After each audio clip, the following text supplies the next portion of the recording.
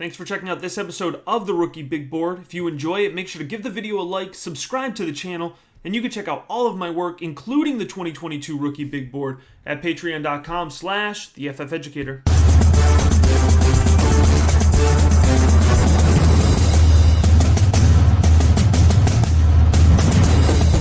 This is Rookie Mock Draft 2.0. I'm your host, Matt Hicks, the FF Educator, and I'm excited to jump into a 2-round Superflex PPR no tight end premium rookie mock draft. Now, I'm going to take a little bit of a unique approach to this. You know, generally, I push up the value of the quarterback position in Superflex leagues, understanding the premium that they pay in value. However, a lot of feedback from Rookie Mock Draft 1.0 was that folks thought that this year's draft class would not demand that value because the overall strength of the class is weaker. Now, I'm not sure I'm quite there yet, but I'm interested in exploring that. So just like Rookie Mock Draft 1.0, whether you're listening or watching, feel free to give me feedback. Drop comments on YouTube, tag me on Twitter if you're listening, because that feedback informs the direction I take on future mock drafts. So tell me who I'm too high on, tell me who I'm too low on, and who gets snubbed here through these 24 picks that we're about to jump right into. So let's go ahead and start here with the 101. It is Isaiah Spiller for me, so if it's not going to be a quarterback, it has to be the running back position in this year's draft class. Now, Isaiah Spiller and Breece Hall, they're going to be the 101 and 102, all right? I'm not trying to create any drama here. It's a 1A, 1B situation. They grade out very closely in the Rookie Big Board, but Isaiah Spiller is going to get a slight nod above Breece Hall. Spiller comes through with great vision, the ability to consistently read open gaps, clean footwork, good lateral movement, a subtle slipperiness, and I think Spiller can be a really effective goal line back. He also displayed the ability to be an excellent pass catcher this year at Texas A&M, so that's why he gets a slight nod here over the 102 Breece Hall out of Iowa State. Hall is a patient and effective one-cut runner. He's an effective and athletic running back here. He runs really well off tackle. He's got a really clean jump step. At times, he looks like he is just gliding around the field. Now, he's not going to be a pure burner, but he does build up speed very well running downhill. I think for most folks, if it's not quarterback off the top, it will be these two running backs. And I expect here, if you like one of these guys, and you're trying to trade up and you're trying to figure out when that's going to happen, I think once one of these guys goes off the board, whether it's Spiller or Hall first, you have to be willing to trade up and be aggressive to get that second running back, because I think they're going to go back to back. Coming up next here, one more position player before we jump into the quarterbacks. It's going to be wide receiver Treylon Burks out of Arkansas. Now, I think there's a variety of wide receivers you could value at the top, but I see Burks as the guy whose value is going to consistently rise here. Excellent size, excellent athleticism for his size, wins before the catch, wins after the catch, great contested catch ability, huge catch radius, sticky hands. He's an absolute contested catch monster. You pair that up with somebody who can break a defender in open field, you have a really special prospect here. I think the NFL is going to see that. I project him right now to be a top 10 to top 15 NFL draft selection, and with that comes draft capital. With that draft capital comes opportunity, and with that opportunity comes a rise in rookie ADP. So I do expect Treylon Burks to be that wide receiver that carries the highest ADP. I couldn't wait too long here. I do have the first quarterback coming off the board, and it is my top quarterback right now on the Rookie Big Board. It is Pitt's Kenny Pickett. Pickett is an impressive passer. He possesses both poise and arm talent. Great mental processing ability. You can tell that he's an experienced passer here, putting out a lot of years at Pitt. He has the ability to put different levels of velocity on his ball at all three levels of the field. He has great accuracy. He has solid mobility. His accuracy does not drop off when he is mobile. Pickett is confirmed to the Senior Bowl, and I think he's going to be somebody whose value just continues to rise through the Senior Bowl and combine process. If the NFL draft happens tomorrow, I'm confident Kenny Pickett is the first quarterback off the board, and I think his rookie ADP will reflect that when that does come to fruition in this year's upcoming draft in April. All right, coming in at 105 is Matt Corral. Now, you can see this is a pretty big slip. I had Corral coming off the board 101 in the Rookie Mock Draft 1.0, where I pushed up quarterback value here. Now, I think Corral is slipping just a little bit here relative to Kenny Pickett, because I think Pickett is just gaining momentum here. I compare Kenny Pickett to a little bit of a fine wine. The more and more you watch him, a little bit more as he ages, the better it gets, right? But Corral still possesses excellent arm talent, great mobility here, excellent mechanics. Here's what I want folks to realize about Matt Corral, and I'm not using this in a negative sense. Matt Corral will be best in the NFL when he's a game manager. And again, that's a term that gets thrown around in a negative context too often. I think it's a great term, but I'd be interested to know what NFL teams are going to ask Matt Corral to do. Is it a little bit more similar to what Baker Mayfield is asked to do, right? Baker Mayfield, I think, has fit best in Cleveland when they asked him to be a little bit more of a game manager here instead of that fiery, aggressive gunslinger mentality that they threw him out there early in his career. And it's been good for Baker's NFL career, but it hasn't been good for his fantasy football value. So just something interesting to watch on Matt Corral when it comes to which landing spot he ends up at. Now, you could go in a variety of different directions with the wide receivers here, but I'm going to go with Drake London here because I know folks are fired up about him, and I feel like there's players in a league here that could easily go up to 106 and draft the dynamic big man out of USC, Southern California, I should clarify here. Now, London is a dual sport athlete, all right? He was recruited to USC to play both basketball and football, and it shows up on the field because he is a contested catch monster. He will go above the rim and beat any defensive back. He is excellent working along the boundary, huge catch radius, great hands. Now, he's not going to be the fastest guy. He's not going to be the most fluid guy, but for somebody coming in at 6'6", he moves around the field well. We've been burned in the fantasy football world the past few years by big guys that don't move well. Drake London moves well. He matches his size with that athleticism, but coming in here at 107, right behind him is another wide receiver. I couldn't let him fall too far because Chris Olave is wide receiver 2 on my ranks right now. Olave does everything well, right? And sometimes I think for fantasy football, we don't value those guys that just do everything well. He wins really well in the first and second level of the field. Great release off the line of scrimmage against both man and press coverage. Release off of man coverage is something that translates very well to the next level. I am not directly comparing their skill sets, but I think the way that folks slept on Jalen Waddle is the way that folks are going to sleep on Chris Olave. Jalen Waddle was my wide receiver 2 last year. I did not sleep on him. I'm reaping those rewards right now. So I'm not going to sleep on Chris Olave. I'll let my league mates do that. Coming in here at 108 is Sam Howell. I do think this is a quarterback that is generally trending down right now. I think there is a decent amount of chatter that I'm hearing, and I'm not saying this is sources or anything too legitimate here, but I think the feeling is growing here that Sam Howell may actually return to North Carolina for another year in a very similar way that Justin Herbert returned to Oregon for an extra year, even though he could have come out and been a top draft pick the year before. He went back, developed his skill set a little bit more. Sam Howell has put 3 good years on tape, but his 2021 season is his worst tape, and so I would not blame him. It sounds like right now he's projected to be a mid to late first round pick. I think he could have the ability to go back for the 2022 season and be a top 5 selection in next year's draft. Regardless, if he does declare, fantasy football players cannot ignore his strong arm and the way he pairs that up with excellent mobility. We need to work on the mechanics a little bit. We need to work on the mental processing a little bit. But when you have a big arm and you have mobility, you have fantasy football potential. I have him coming off the board here at 108. Coming off the board at 109 was somebody that folks were not happy was snubbed in mock draft 1.0. And so here he is here in the mid to late first round. That is Alabama's Jameson Williams. Now, Jameson Williams is a dynamic wideout. You're going to hear about the speed. He is a fast player. But what I want you to understand is he also has aggressive footwork. He has twitchy route running ability. So the speed will be the foundation of his game, but it's not all about speed with Jameson Williams. He's coming in at 109 in this mock draft. And then rounding out these top wide receivers that absolutely need to go in the first round, we're going to go with Garrett Wilson, the wide receiver out of Ohio State. Wilson, another really complete wideout. He has a wide toolkit that he uses to just absolutely disassemble defenses. Great hands, the ability to haul in off-target passes, great concentration catching the ball, a good diverse route tree. He runs well over the middle of the field here, but he also has a great post route. He runs really well along the seam, and a mean comeback route. We love that. A fluid athlete with good contact balance. I think Garrett Wilson is going to have to be a 5th wide receiver coming off the board in the first round, and I know that sounds like a lot. That's not usually how the wide receiver position works, but I'm telling you, you need to lean into that value this year at the wide receiver position. There should be at least 5 of them coming off the board in the first round in your rookie mock drafts this year.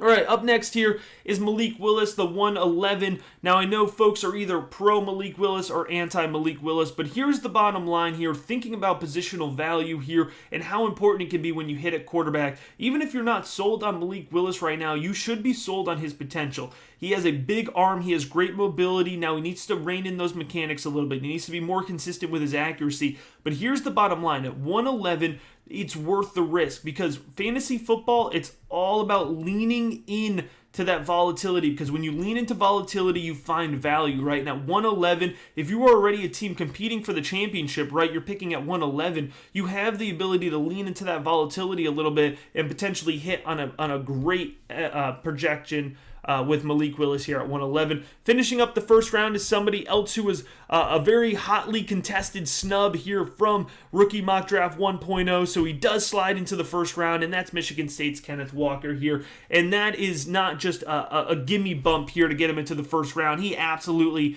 is deserving of the 112. I think you could take him as high as 108 and 109 and feel good with that if you do have that running back need on your team. We're talking about a high motor and explosive running back here.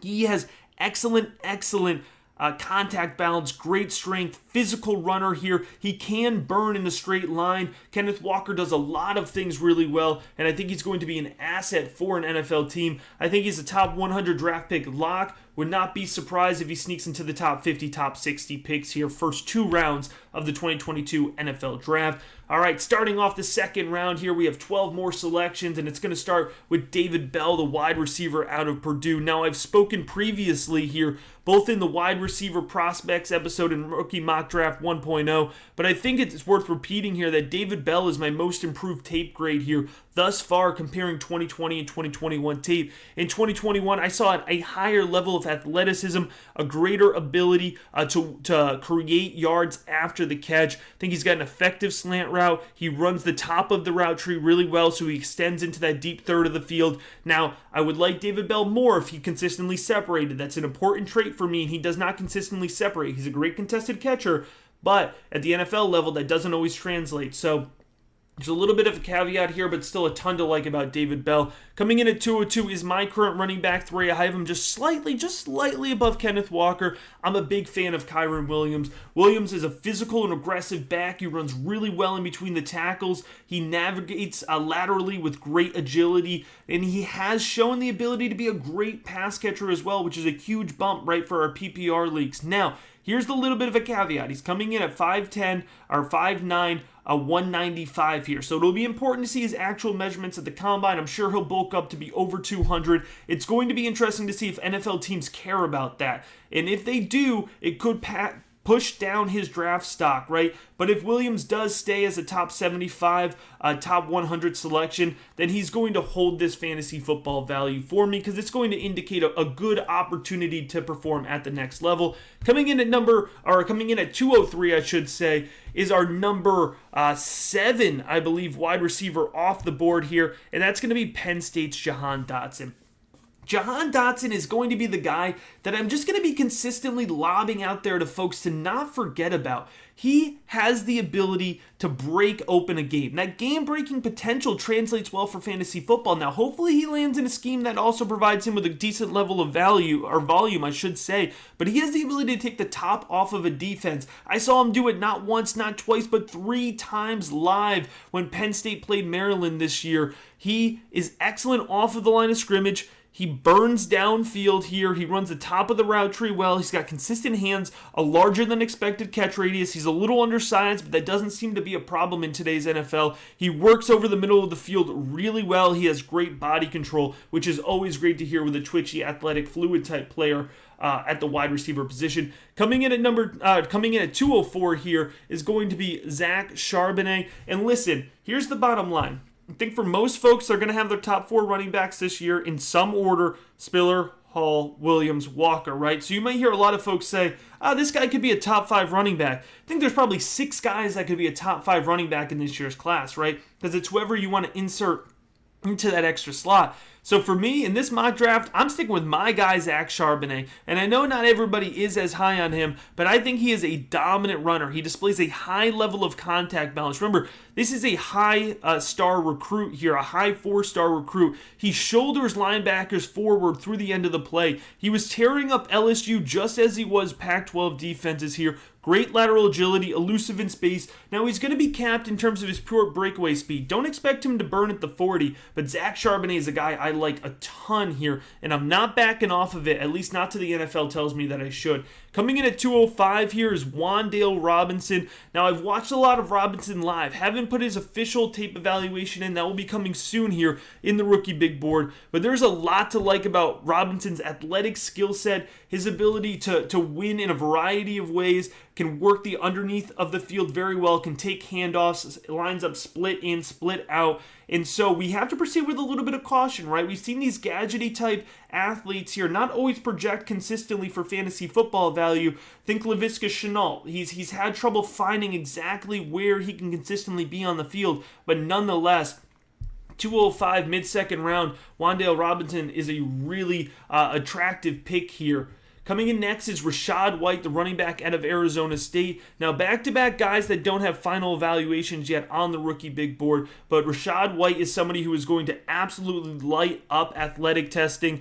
He has big play potential, very explosive, great speed here from watching him live. I'm excited to dig deep into his tape, but I know a lot of folks are high on Rachaad White, and this selection here at 206, I think really reflects what I'm hearing from both analysts and general fantasy football players. So just trying to put a combination here of my rankings and final evaluations with also general trends. Rachaad White coming in at 206. Coming in at 207 is one of my guys, Jerome Ford out of Cincinnati. Remember, former Alabama 4-star running back, transferred out to play for Cincinnati. Dynamic running back that powers through opposing defenders.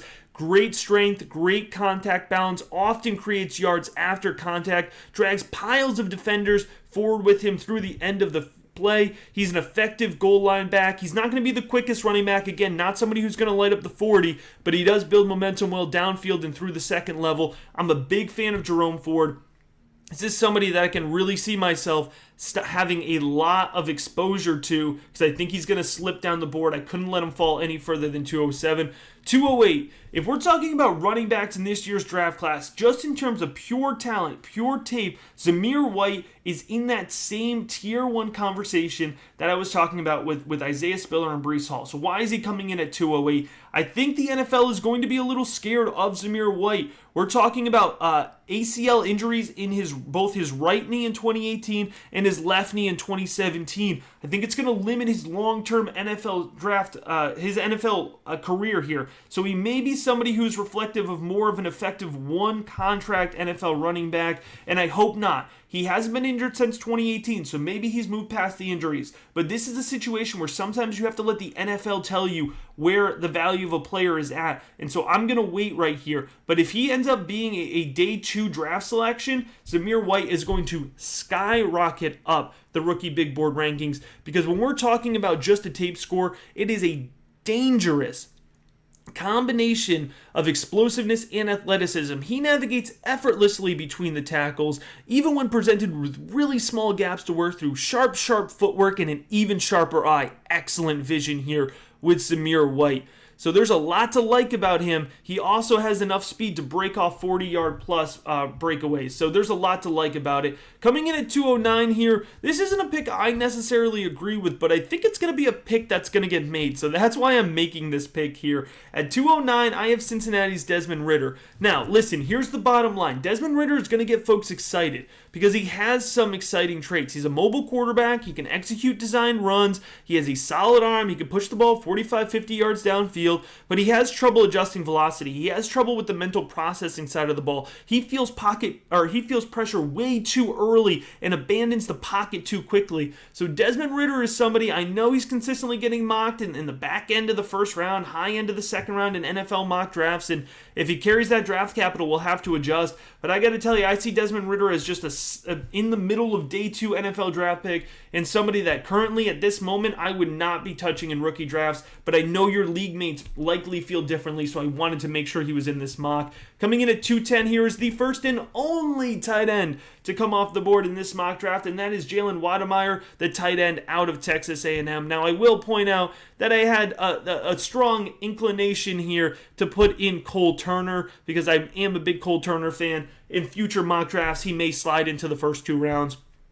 But this is not the tight end class that you're going to write home about. This is not the tight end class to get excited about. If you need to add a tight end to your roster to win next year, it's not going to be the rookies. But if you do need to add a tight end, you can start with Jalen Wydermyer. He has great hands, great size, good athletic ability here. I think he likely will be the first tight end selected in the NFL draft, so he'll carry some nice draft capital with him as well. Coming in at 211 here, 2 final picks to make. We're going to make sure they're good ones.